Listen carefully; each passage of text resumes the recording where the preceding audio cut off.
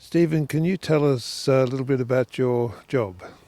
Sure. So I work with projects across Australia trying to do things like the Living Building Challenge.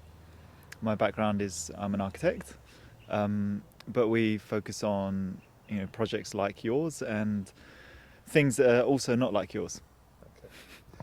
And for the people buying into this project, what would you say are the advantages of us applying for Living Building Challenge accreditation?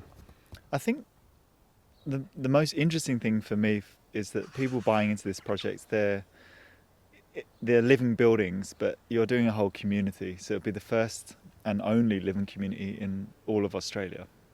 And so when people have a home here, well, firstly, their resource use will be extraordinarily low compared to anyone else. All their energy will come from renewables. The water they use actually gets treated on site. When they're inside the homes, though, they're going to be some of the healthiest places, to live generally, full stop. Okay, why is it? Why are they going to be the healthiest? Well, many, many reasons. So obviously you've integrated fresh air and daylight throughout the homes. The materials that are used are free of toxicity. So things that would normally be in every other home are not going to be here. So you won't get the off-gassing. You won't get the formaldehyde problems, the volatile organic compounds.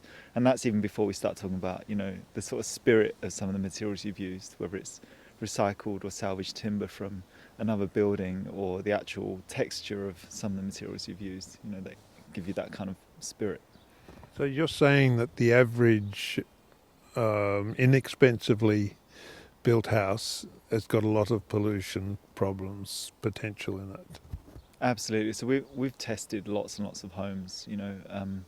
Homes that have a really poor thermal envelope, which also usually means a really poor acoustic envelope too, and those are generally not particularly comfortable to live in. But taking comfort away and thinking about health alone, pretty much every other home in Australia is built with materials that bring down the air quality. The paints, the adhesives, the sealants, it could be the carpets, the timber. All of those things are actually off-gassing into the air. By off-gassing, you mean they're releasing gases? Yeah, so sometimes there are chemical reactions that happen between materials or different ingredients within materials, and they release into the air that we breathe. So how many projects like this are there in Australia? So you are the only full Living Community Challenge project, but across Australia there are 17 other Living Building Challenge projects. Okay. What do you mean? How different are we? So many other projects are a single building, whereas you're a whole community. Okay. And so it is literally the only one in Australia. And I think there's only a handful in the entire world. Really? Yeah. Wow. What around the world, what's the most similar project to this that you've seen? There's a reasonably similar scale housing development in the US, which is called, I think it's called Z Homes, as in the letter Z, which looks quite different, but it has a similar aim, buildings that generate more energy than they consume, that really think about the water systems. But the thing that development doesn't have to the same extent as here is, well, you can hear the birds here, right? You can feel the wind, you know what time of year it is, you know what season, whether it's day or night.